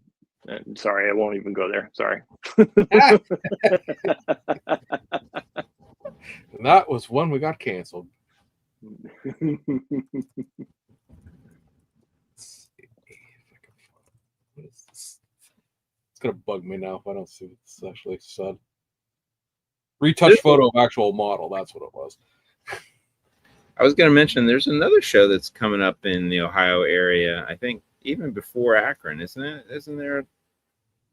The Atomic City guys, don't they're sponsoring something over in Kedrington, like in September or something? I don't know about that. So let me know. I think I vaguely heard something about that. Yeah, is that this year or that next year? Not sure if they're. I don't know. I'd have to look up. Say as I ferociously pound through the computer here. Oh, Steve Courtney says Zanesville and Lima are coming up too. Good old Lima. Lima?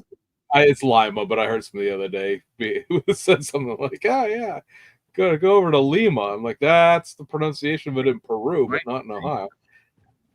Might have been Zanesville I was thinking of.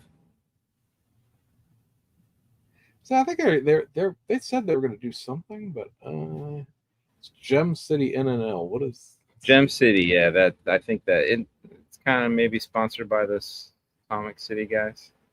Yeah, I mean, I'm on their Facebook page and they're talking about how many tables are left. But now I got to see if I can track that down. Let's see here. So I might do that as well. Yeah, has the classes for it. How far is that for you, Zanesville? Just a couple hours. Okay. About 2-hour drive. That's doable. Gem City NNL, September 13th. But I still don't have a place or a time. Let's see. Scroll backwards. I do like the NNL style format. I do too. Yeah, that's good. Always just having a hang, if you will. It's weird, guys. You're gonna host a model show, but you don't have a flyer for it. That's not exactly the best promotions I've ever seen. Because if you look up Gem City NNL, you find posts for it here and there, but there's no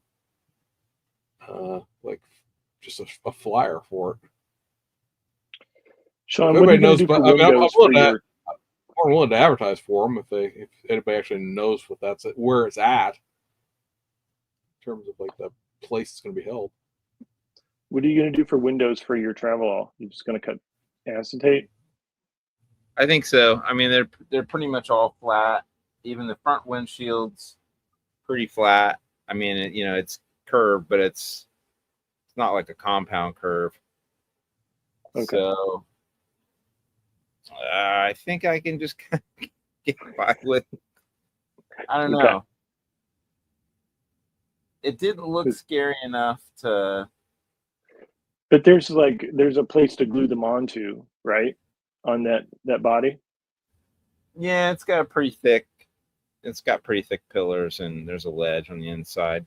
Okay, yeah, the ledge is what I meant, because like on some of Andre's older ones, there was no ledge, so it was more like a model kit where the window would go in from the inside, which is a nightmare for vacuum formed windows. Yeah, because then you get a big ledge of body and before the window. Right. Yeah, I think I can mount it from the inside and make it look pretty decent. Okay. Not too worried about that one. But I don't know. We'll see. I haven't actually tried it yet. may end up giving me more fits than I think, but that didn't look scary. I actually bought I got a kit this week too. I ended up buying one of these things. Somebody had posted on Facebook the Amazon a couple weeks ago had these for $15. Wow. So I looked at, sure enough, you were able, I don't know who the seller was, but they were blowing a bunch of them out. And but what I was going to mention was, I don't know if you see this box. So the way this got shipped to me was, and I was luckily it wasn't broken, but they literally put this in a paper bag and shipped it. And the only thing worse, there's only one thing worse than that. Hold on. Where is it? It's like, I guess you get what you're paid for, but there it is. The Amazon sticker right on the box. Right, yeah. I think that would have been better. Somebody would probably actually have been a little bit more like, oh, I this probably looks fragile. Maybe I should be careful with it.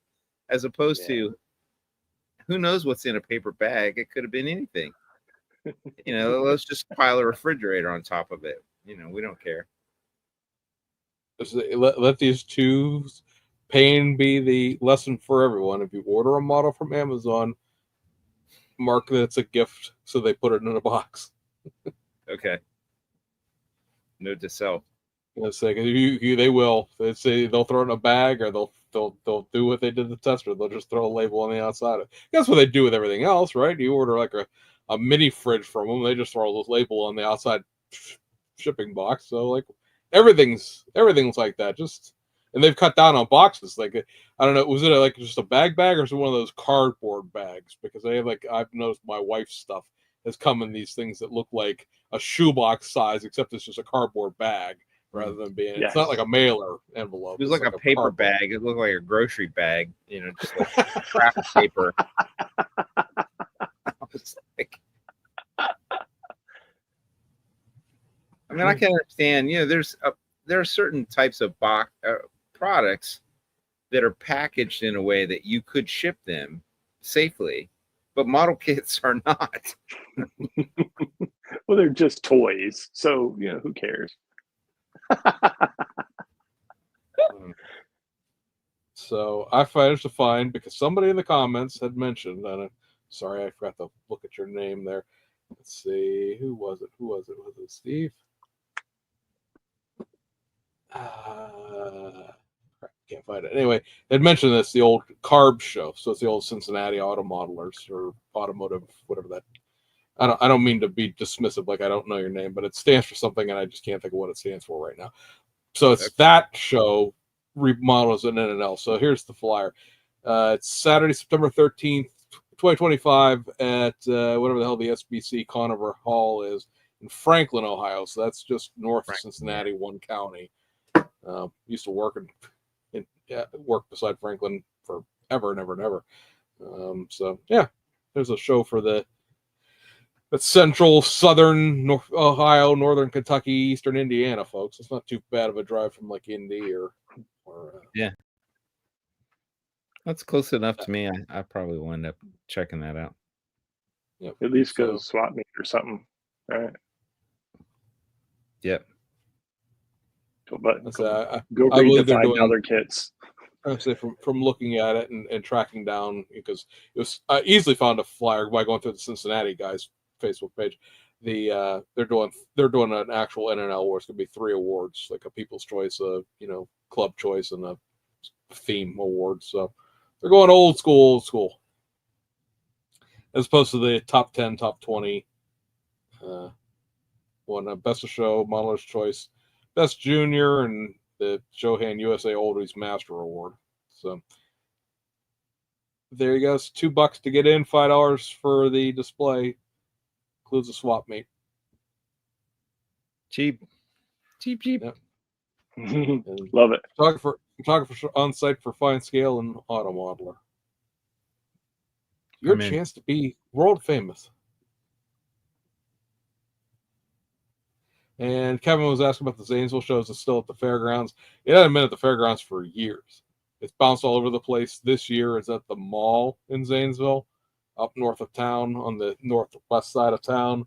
It was at the theater in downtown Zanesville for the last several years, but apparently the theater is being remodeled this year. So they got, after they, had gotten the date and paid for it, they got kicked out, which is always a good time. Had that happen before in a club I was in. Hey, we've confirmed your date. Oh, we're remodeling. So, yeah, your date is no longer valid. Suckers. When's the Zanesville show? Zanesville show is the last Saturday of September, whatever the hell that ends up being. Let me see here. That would be the 27th. Yeah, check that out. And then the 28th is Three Rivers here in Pittsburgh. That's been a dueling weekend now for, as long as I can remember. Go to Zanesville on Saturday, go to Pittsburgh on Sunday. I always like the Pittsburgh show. Yeah, I haven't been to that. So what's the date on that one again? So the 27th is Zanesville, and then the 28th, the next day, on the Sunday, is Three Rivers. Let's put that on the calendar. Let's see why City's got their flyer up here. They had one. They've at least got an easy club name to remember. They're because the whole Y Bridge in Zanesville thing, the Y City. I should have saved this. I think we talked about this while you were gone. I think I've had this flyer once already. Yeah, where'd it go? There it is. And oopsie here. So Colony Square Mall, which if you look at it, Zanesville sits, like I said, up to the northwest of town, which is a hootenanny. It's great because actually both of you technically, unless you come down 77, Sean, you won't have to go through the Zanesville construction. James might, but going to the one downtown, you had to go through the construction. They're rebuilding I-70 through the middle of downtown Zanesville right now. So it's just a hootenanny for the last 3 years. I'm going to have 2 years to go. But yeah, so Saturday's 27th at the Colony Square Mall. You got song-related models being your theme there. They've got all the standard nonsense that you would get at a model contest. It's $5 for your registration fee. Yeah, we got nine to 4, whatever type of thing. It's usually a pretty good, decent little show. Okay. I haven't gone the last couple of years, just because it's a work thing, right? Get off of work and then I go drive out to Zanesville. I went through Zanesville twice tonight. Let's go drive through it a third time.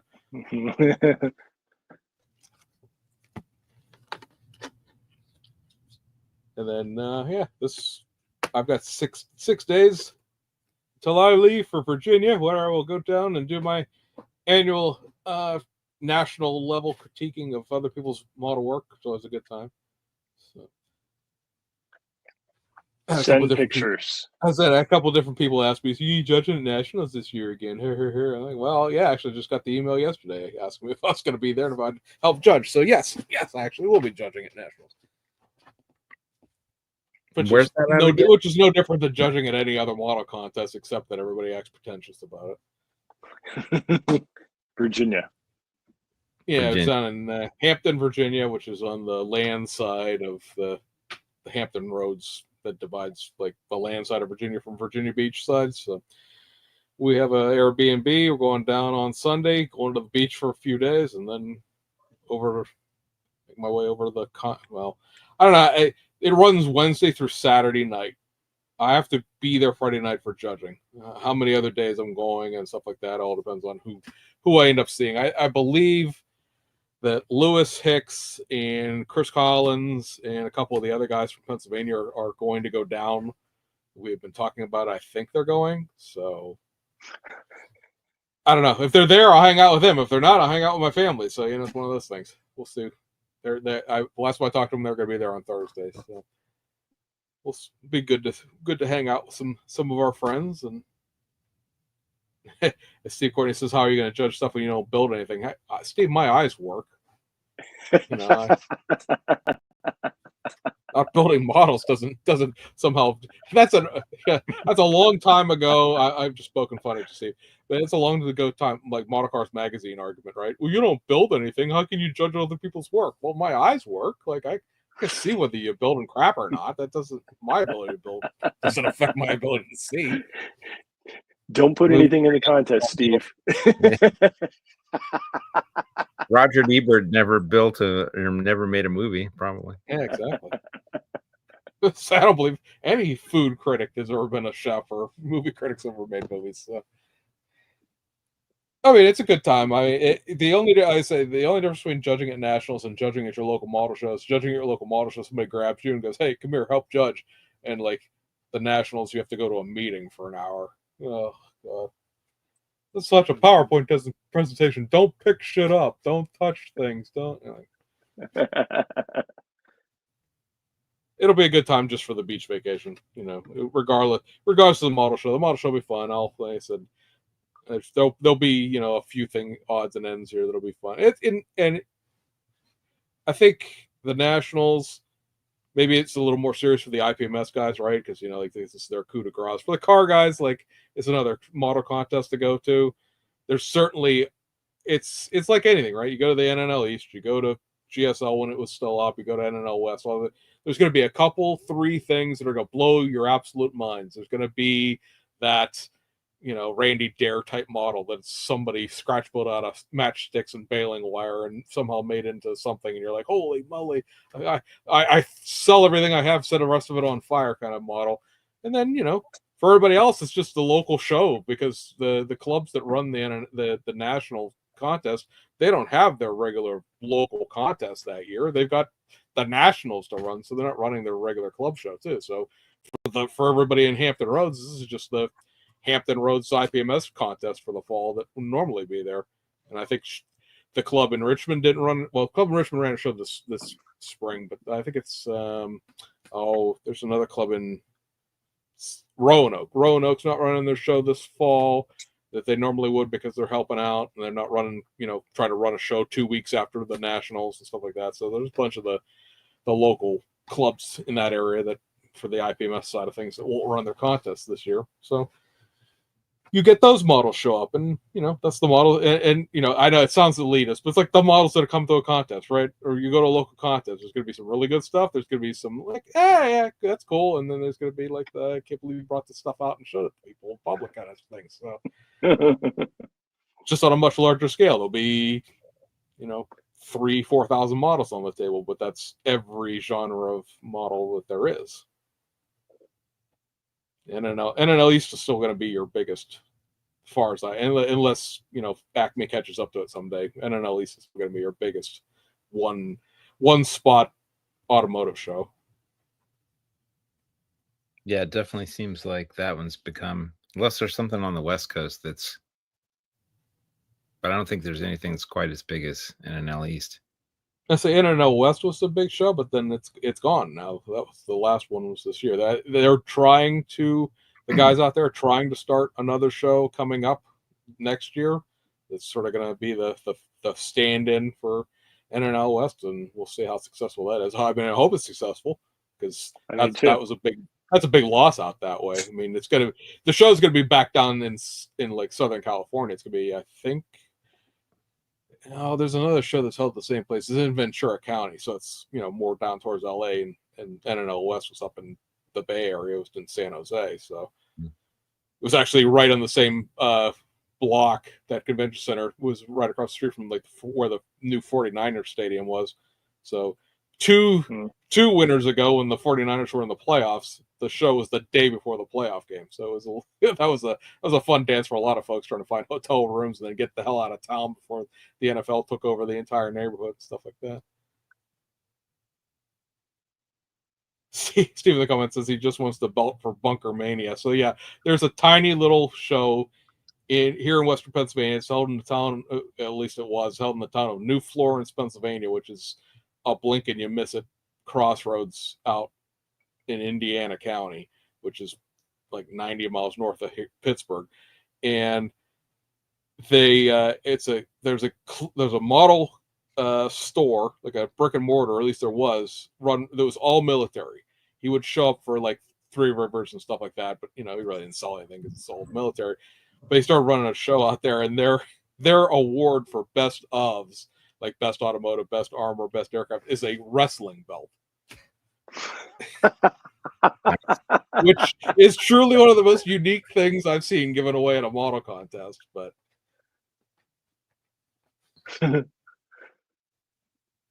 I would be insufferable. I'd be walking around with that thing all the time. Start demanding entrance music be played when I come into buildings. But yeah, it was Bunker Mania, WrestleMania. So yeah, Bunker Mania. I think it's in October, or maybe it's early November.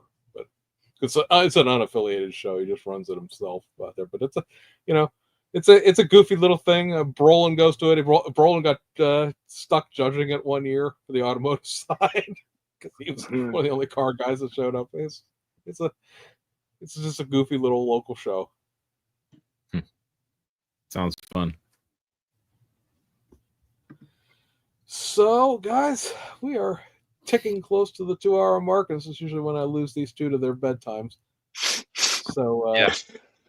Any final thought before we depart here? No, I had a good time. Thanks for joining us, Sean, for our little visit. You guys again. Find time in your schedule for us. Yeah. Do you know, are we going to have a guest next week or next episode? Let's say honestly, I don't. As we discussed business off the air, no, I don't. I don't think I have anybody lined up. Okay, that I know of. Well, maybe we'll work on that. Yeah. All right, guys. I will. I was just, stuck in the comment there, Kevin saying the wrestling belt would fall off of him, and Steve saying he'll do it, aka walk around with entrance music. So, Steve, I would pay admission to a show just to see that. I know how he feels about his lowriders and the attention that they don't get. So if he ever won something like that, he would be insufferable, and it would be a hootenanny to watch. So I'm all for it. I'm all for Steve getting a wrestling belt. So anyway, guys, we appreciate you joining us for this episode. As always, we will see you guys on the other side. Good night, everyone.